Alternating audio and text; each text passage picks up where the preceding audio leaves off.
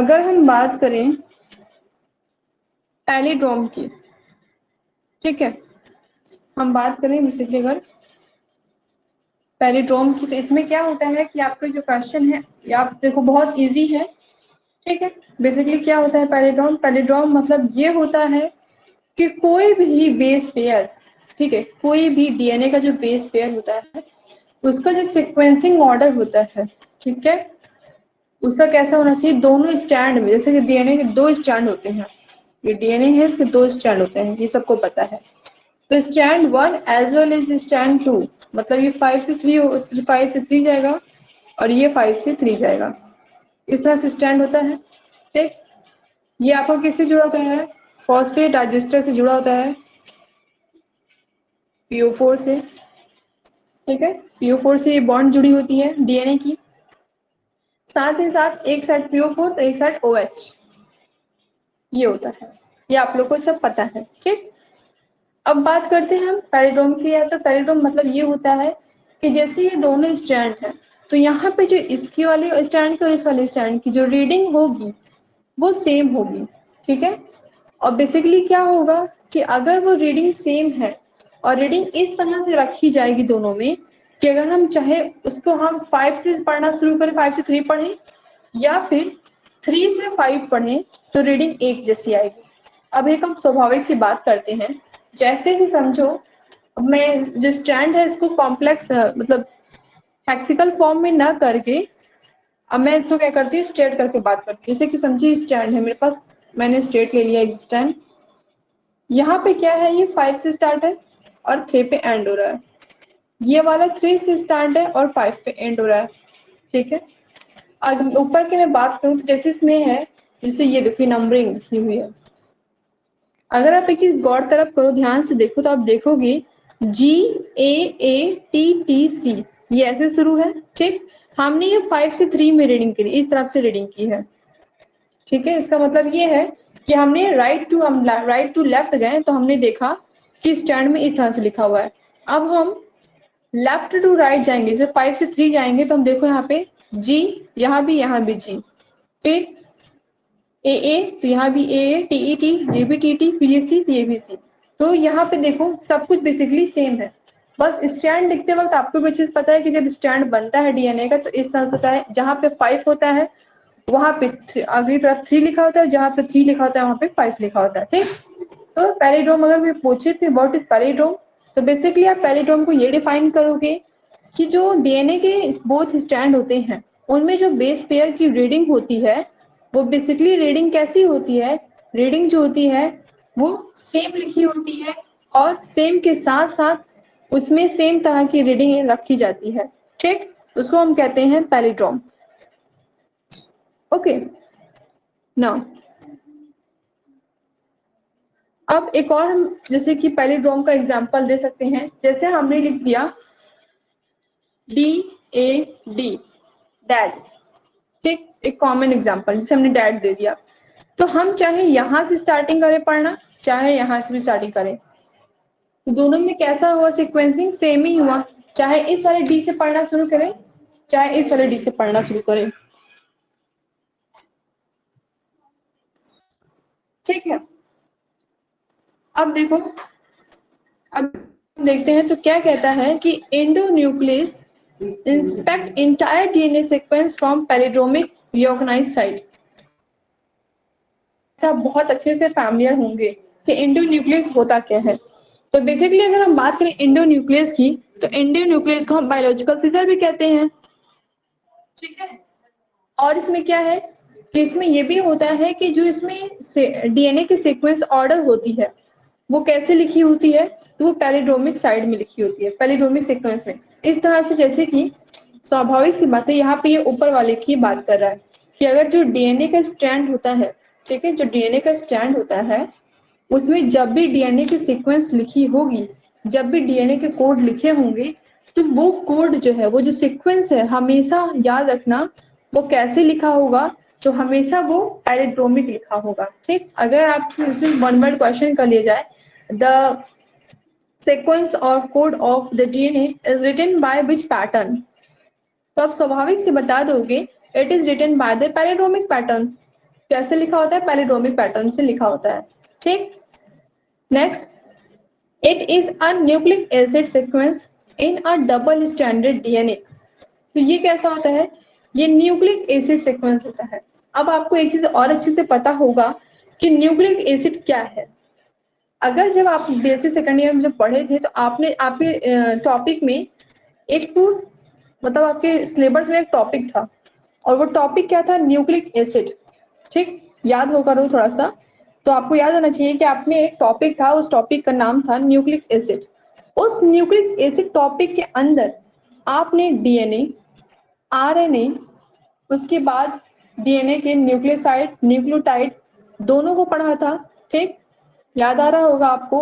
उसके बाद साथ ही साथ ट्रांजिशन, ट्रांसलेशन, ट्रांसक्रिप्शन, ये सब पढ़े थे आप। ठीक है, तो बेसिकली इसीलिए हम इसको न्यूक्लिक एसिड बोलते हैं, क्योंकि जो ये होता है, जो डीएनए आरएनए है, ये न्यूक्लिक एसिड के ही अंदर आती है। ठीक है, तो इसलिए इसको बोला जाता है it is a nucleic acid sequence. अब अगर किसी ने आपसे पूछ लिया न्यूक्लिक एसिड सीक्वेंस, तो आप कभी ये मत सोचना कि ये क्या क्वेश्चन है, कुछ नया क्वेश्चन, नहीं नहीं। आपको पता होना चाहिए कि जो न्यूक्लिक एसिड है इसके अंदर ही आपका डीएनए, आरएनए सब आता है। और आपको ये भी पता होना चाहिए कि डीएनए के अंदर ही आपका एटीजीसी आता है, और आरएनए के अंदर आपका एटीजीयू आता है। ठीक, ये चीज आपको पता होना चाहिए। तो इसीलिए जब भी बात करेगा कि कैसे सीक्वेंस होती है, तो वो सीक्वेंस जो होता है वो न्यूक्लिक एसिड सीक्वेंस होता है। अब देखो इसमें सीक्वेंस में क्या है, इस सीक्वेंस के अंदर डीएनए और आरएनए मॉलिक्यूल्स होते हैं, जिनमें डीएनए और आरएनए मॉलिक्यूल्स की क्या की जाती है, रीडिंग की जाती है। ठीक, और एक और चीज, बेसिक चीज याद रखो कि आपको पता होना चाहिए कि डीएनए और आरएनए में डिफरेंस क्या है। तो स्वाभाविक सी बात है, दोनों में कोई डिफरेंस नहीं है, स्ट्रक्चर भी सेम है, सब कुछ एकदम सेम है, बस एक डिफरेंस है जो दोनों को एक दूसरे से अलग कर देता है। और वो डिफरेंस ये है कि जो डीएनए होता है उसमें जो उसका सेकंड पोजीशन होता है, उसमें लैकिंग ऑफ ऑक्सीजन होती है।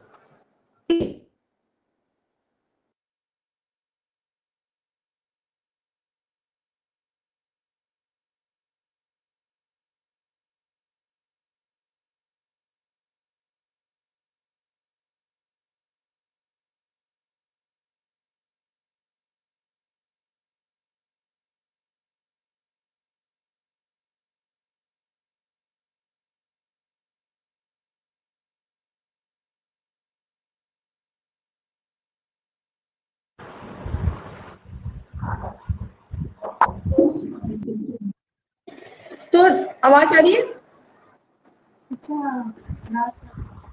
Yes ma'am. देखो फिर यहाँ पे क्या है, तो बेसिकली यहाँ पे हमने भी क्या देखा कि जो दोनों है आरएनए और डीएनए, इनमें क्या डिफरेंस है, बस ये ऑक्सीजन वाला डिफरेंस आ जाता है, बस और कुछ नहीं डिफरेंस है। फिर ये अगर हम इनकी रीडिंग की बात करें, जब इनकी रीडिंग की जाती है, जब इनके स्ट्रैंड्स की रीडिंग की जाती है, तो वहां पे क्या होता है कि बेसिकली दोनों में क्या होता है कि स्टैंड जो होते हैं ये 5 और 3 वाला स्टैंड होता है। ठीक है, और चीज क्या है इसमें, और चीज ये है कि ऑन वन स्टैंड, एक स्टैंड में matches the sequence of reading in the opposite direction. कहने का ये मतलब है कि जैसे कि कोई एक स्टैंड है, एक सिंगल स्टैंड की हम बात करते हैं। अब ये समझो एक सिंगल स्टैंड मेरे पास है, ठीक, साइड में मैं बना रही हूँ, देखो स्टैंड है ये 3 से 5 जा रहा है। एक दूसरा स्टैंड लेते हैं 5 से 3 वाला, समझो यहाँ पे लिखा हुआ है DAD। ठीक, चलो ये भी नहीं, इसको भी हटा दो, मैं लिख देती हूँ ATGC लिखा हुआ है। ठीक, ATGC लिखा हुआ है। अब यही चीज इसमें कैसे लिखा होगा, तो इसमें लिखा होगा CGTA। ठीक, तो यहाँ पे ये बता रहा है कि जैसे इस स्टैंड में लिखा होता है, जैसे पहला वाला स्टैंड है उसमें जो लिखा होगा, पहला स्टैंड को स्टैंड ही बोलते हैं। ठीक, जैसे कि पहले स्टैंड में लिखा होगा, सेम वही सीक्वेंसिंग ऑर्डर, रीडिंग ऑर्डर दूसरे स्टैंड में लिखा होगा, लेकिन बस उसमें अंतर क्या होगा कि वो अगर ऊपर से शुरू है नीचे तक, तो वो नीचे से ऊपर तक शुरू रहेगा। ठीक, स्वाभाविक सी बात है, समझो आप खड़े हो जमीन पे और आप क्या कहते हैं, बिल्डिंग गिन रहे हो, एक बिल्डिंग है जो कि 10 मंजिले की है। अब आप चाहे नीचे से गिनना शुरू करो कितने मंजिले की है, आप खड़े, आपका एक फ्रेंड खड़ा है, वो नीचे से गिन रहा है, आप ऊपर से गिन रहे हो, क्या सीक्वेंसिंग कुछ अलग हो जाएगी? नहीं होगी, ठीक है। तो सेम उसी तरह इसमें क्या होता है कि जो स्टैंड्स होते हैं उसमें एक स्टैंड में अगर सीक्वेंसिंग ऑर्डर एक तरह की हो गई, तो वही सेम ऑर्डर, वही सेम चीज दूसरे वाले स्टैंड में होगी, बस क्या होगा कि वो अपोजिट डायरेक्शन से शुरू होगा। अगर टॉप से वो पहला वाला टॉप से शुरू हो रहा है तो दूसरा वाला डाउन से शुरू होगा, लेकिन ऑर्डर कभी चेंज नहीं होता, ऑर्डर हमेशा सेम रहेगा। और इसी चीज को कंप्लीमेंट्री स्टैंड क्या होता है? कंप्लीमेंट्री स्टैंड जो डीएनए का स्टैंड होता है इसी को हम बोलते हैं कंप्लीमेंट्री स्टैंड। ठीक, नाउ अब हम आगे की तरफ प्रोसीड करते हैं तो हम देखते हैं न्यूक्लियोटाइड सीक्वेंस। बात करते हैं न्यूक्लियोटाइड सीक्वेंस की। तो आपको ये चीज पता है कि न्यूक्लियोटाइड के अंदर क्या इन्वॉल्व होता है? क्योंकि हमको पता है कि जो ये न्यूक्लियोटाइड और न्यूक्लियोसाइड है, ये दोनों कहाँ आते हैं? तो ये दोनों के दोनों आपके डीएनए के ही है, ठीक है। डीएनए बोलो चाहे आरएनए, दोनों प्रेजेंट होता है।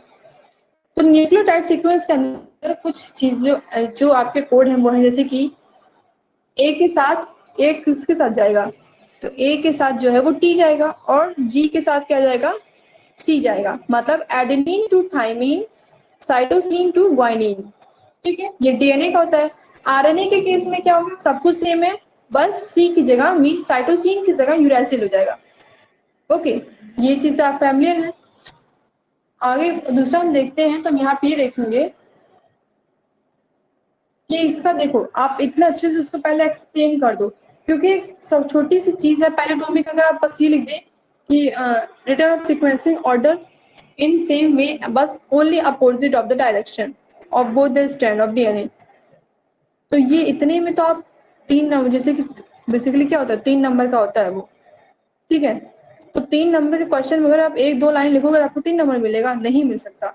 इस वजह से क्या करना, आप उसको थोड़ा सा इलेबोरेट करो, उस चीज को समझाओ, और फिर इसके बाद इसमें एक एग्जाम्पल डाल दो। ठीक, देखो उसको एग्जाम्पल क्या डालोगे आप कि रिस्ट्रिक्शन एंजाइम और क्लीवेज डीएनए।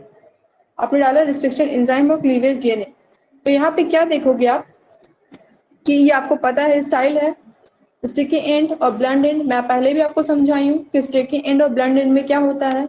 स्टिकी एंड आपको पता है कि सिर्फ और सिर्फ क्या होगा,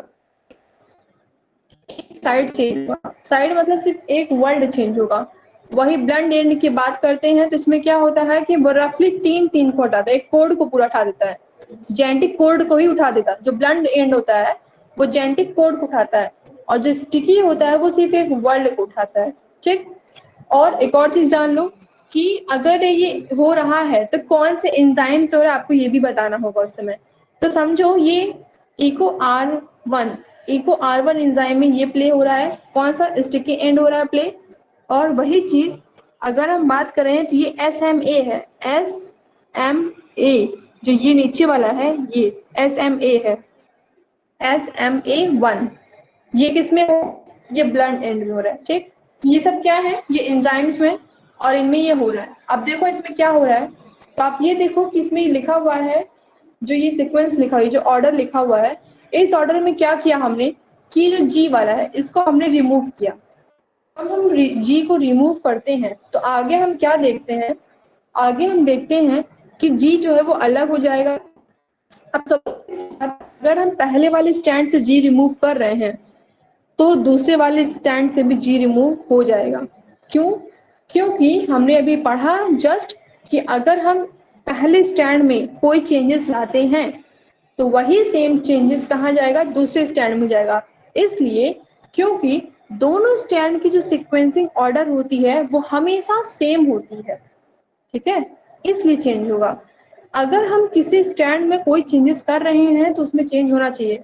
जैसे कि अगर दोनों स्टैंड हैं, समझो डीएनए के दो दो अलग अलग स्टैंड हैं, इनमें अगर इसके पास 5 है, इसके पास 5 है, तभी ये चीज मेंटेन रहेगा। अब क्या कहते हैं, जैसे कि फॉर एग्जांपल मैं एक बच्चे करती हूँ, एक छोटे से बच्चे की मैं बात करती हूँ। 2 बच्चे हैं मेरे सामने, ठीक, 5 सेंस ऑर्गन होते हैं, आपको पता है अच्छे से। अब समझो 5 सेंस ऑर्गन उसके पास भी है, 5 सेंस ऑर्गन उसके पास भी है, तो दोनों बच्चे नॉर्मल बच्चे कहलाएंगे। लेकिन अगर उसी में से एक बच्चे के पास 5 सेंस ऑर्गन की जगह 4 सेंस ऑर्गन प्रेजेंट है, तो बच्चा कैसा हो जाएगा? उसके अंदर डिफिशियंसी आ जाएगी, मतलब उसके अंदर कमी हो जाएगी। ठीक, सेम उसी तरह अगर हम दोनों डीएनए के स्टैंड की बात कर रहे हैं लेके, तो अगर किसी भी स्टैंड में कोई भी एक नंबर की भी कमी हो जाती है, तो वो स्टैंड क्या करेगा, पूरे के पूरे डीएनए मतलब वो जो लिंक है, क्योंकि एक डीएनए में कोई ना कोई कैरेक्टर भरा होता है, उस डीएनए को ही वो डिस्टर्ब कर देगा और डिफेक्टेड जो डीएनए हो जाएगी वो बॉडी में कोई ना कोई क्या करेगा, डिफिशियंसी शो करेगा।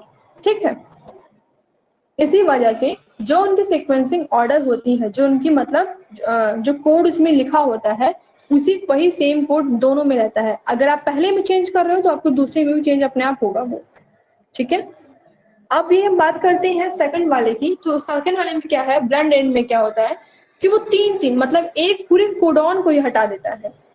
अब कोडॉन को हटाने के केस में है, जैसे कि हमने यहाँ पे पूरा ही सी वाला कोडॉन हटा दिया, तो हम यहाँ पे देखेंगे कि यहाँ पर सिर्फ हमको जी वाला कोडॉन मिलेगा। और जब हम यहाँ कटाए हैं, स्वाभाविक सी बात है नीचे वाले का भी चेंज होगा, तो नीचे वाले से भी सी हट जाता है। ठीक, इसी तरह से हमको क्या पता चला, इसी तरह से हमने ये देखा कि जो पैलिड्रोमिक होता है वो बेसिकली क्या होता है, तो पैलिड्रोमिक बेसिकली ये होता है कि जो सीक्वेंसिंग ऑर्डर दी हुई होती है उसी में वो क्या करता है, रन अवे होता है। ठीक है,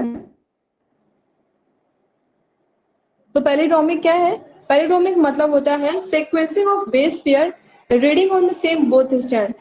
जो बेस पेयर है उसकी जो सीक्वेंसिंग ऑर्डर है दोनों स्टैंड में, वो हमेशा एक ही जैसी रहेगी, चाहे हम उसको स्टार्टिंग से पढ़ना शुरू करें, चाहे हम उसको एंडिंग से पढ़ना शुरू करें।